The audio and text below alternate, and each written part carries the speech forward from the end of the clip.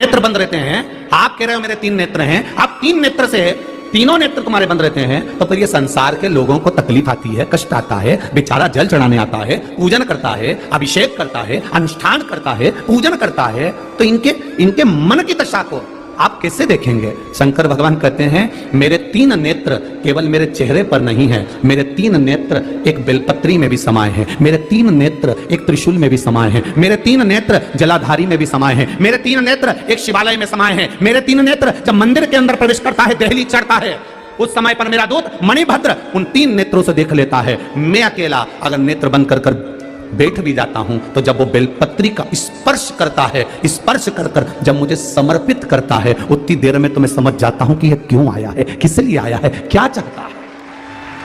उस स्पर्श से समझा जाता है, स्पर्श से। आज भी हमारे रिसर्च वालों ने रिसर्च किया है, मात्र स्पर्श से समझा जा सकता है कि व्यक्ति का व्यवहार कैसा है। स्पर्श से एक व्यक्ति, एक पुरुष एक कन्या को या स्त्री को या नारी को या किसी एक व्यक्ति को अगर स्पर्श करता है, तो उससे मालूम पड़ जाता है कि इसकी लालसा क्या है। स्पर्श मात्र से पहचान हो जाती है ये चाहता क्या है। बस उसी तरह शिव कहते हैं बेलपत्री का मात्र स्पर्श, जब बेलपत्री चढ़ाने वाला डंडी को पकड़कर चढ़ाता है, मैं समझ जाता हूं कि ये कहीं ना कहीं चिंताग्रस्त है। जब बेलपत्री चढ़ाने वाला मध्य भाग को पकड़कर चढ़ाता है, मैं समझ जाता हूं कि इसकी ग्रह दशा के अंतर्गत घर में इसको चिंता बहुत है। जब बेलपत्री 2 पत्तियों का स्पर्श कर चढ़ाता है, मैं समझ जाता हूं संतान के रोग और बीमारी का तकलीफ है। जब बेलपत्री बीच की पत्ती को पकड़कर वो मुझे समर्पित करता है, मैं समझ जाता हूं इसको वैभव और धन की कमी है। जब बेलपत्री थोड़ी सी भी गीली होती है, जब वो चढ़ाता है, मैं समझ जाता हूं कि इसके तन में कोई रोग समाया हुआ है, बेलपत्री में कोई डूट पीछे रह जाता है और ये समर्पित करता है, मैं समझ जाता हूं अदालत का कोई केस चल रहा होता है। बेलपत्री का मात्र एक स्पर्श तक बता देता है कि बेलपत्री चढ़ाने वाला किस भाव से बेलपत्री चढ़ा रहा है और चढ़ाकर महादेव ने उसको कैसे स्वीकार करा। ये तक हमारा स्कंद पुराण, लिंग पुराण और शिव पुराण बता देता है कि बेलपत्री चढ़ाने का तरीका क्या है। दुनिया के लोगों बेलपत्री का स्पर्श मात्र बता रहा है, स्पर्श मात्र।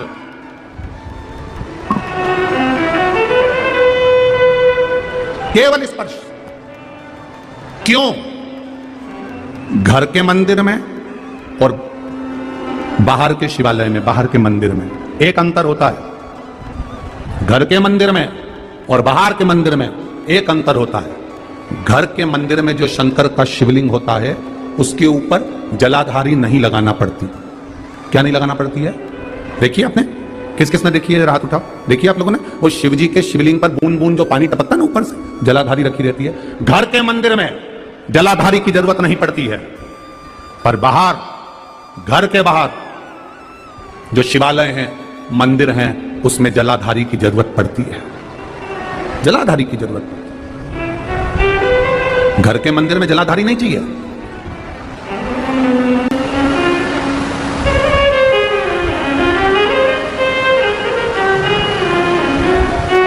कल किसी ने एक पत्र भेजा था, वो पत्र यहां पर होगा, नीचे रखा होगा। उसने पत्र में लिखा था, मान लो हमारे घर में एक ठाकुर जी हैं और एक ठाकुर जी और हमारे यहां आ गए, तो हम एक ठाकुर जी का क्या करें? मान लो हमारे घर में एक शंकर जी हैं, एक शिवलिंग है और दूसरा शिवलिंग आ जाए, तो हम क्या करें? मना किसने करा है?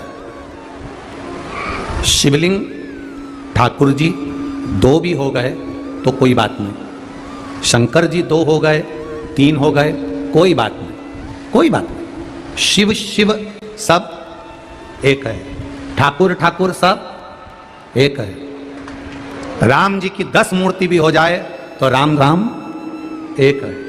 भागवत के पुराण तुम्हारे घर में 4 भी हो जाए तो भागवत पुराण, रामायण तुम्हारे घर में 10 हो जाए पर रामायण एक है, एक है।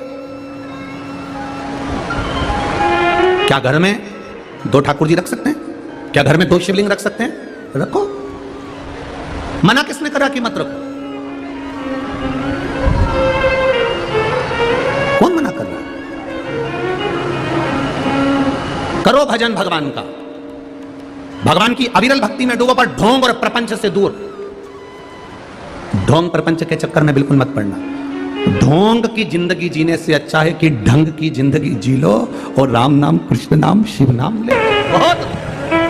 बहुत लोग कहते हैं गुरुजी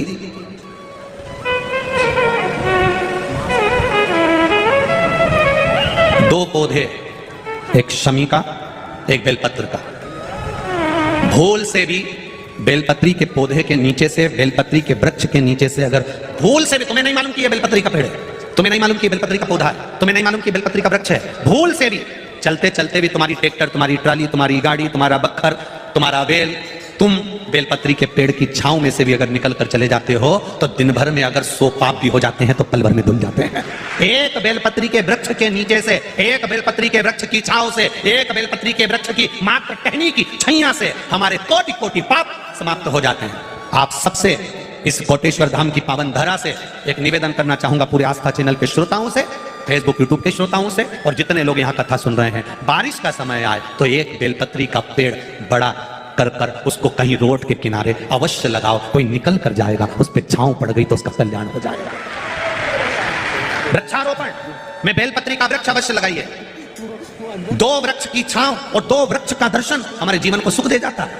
एक बेलपत्री, दूसरा शमी का पौधा।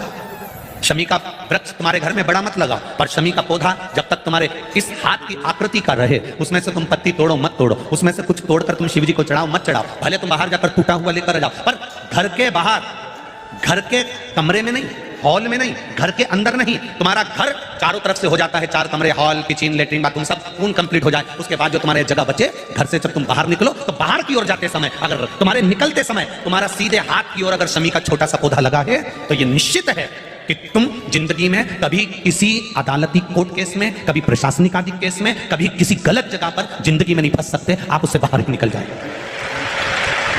एक शमी का छोटा सा पौधा भी, उसका स्पर्श, उसका दर्शन, उसमें चढ़ाया गया 1 लोटा जल।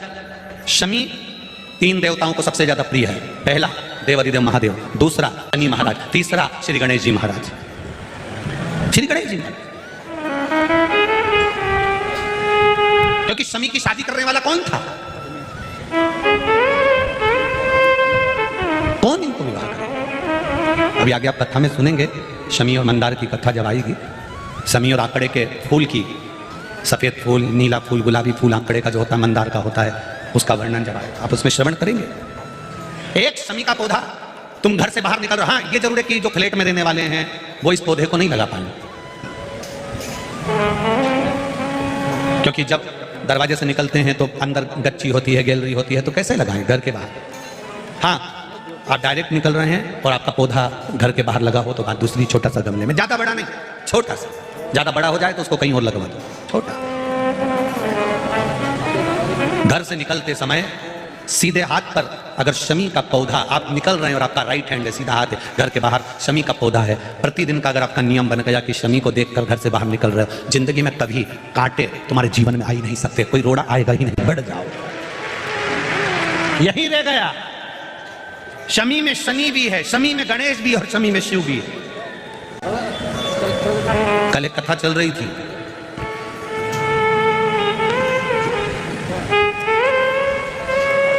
उस कथा में उस ब्राह्मण राजा रघु के पास जाकर कितनी स्वर्ण मुद्रा मांगे थे? बोलो बोलो जम के, 14 करोड़। और उनके गुरु वर्तंतु ऋषि ने मांगी थी कि मैंने तुझे पढ़ाया है तो मुझे 14 करोड़ जो तूने विद्या अध्ययन करी है उसकी शिक्षा हेतु 14 करोड़ सोने की मुद्रा मुझे ला कर दे। और कौस ऋषि की आंख में जल था, राजा रघु के पास चले गए थे। वो रघु जिनका आज तक नियम लिया जाता है कि रघुकुल रीत सदा चली आई, प्राण जाए पर वचन। कौस आए, कौस ब्राह्मण ने आंख में जल भरा था। राजा रघु ने देखा, शिव जी की पूजन करके उठे थे राजा रघु, और उन्होंने देखा कि एक ब्राह्मण दरवाजे पर खड़ा हुआ है, आंख में अश्रु है उसके, नैनों में जल भरा है उसके। पूछा क्या बात है ब्राह्मण देवता,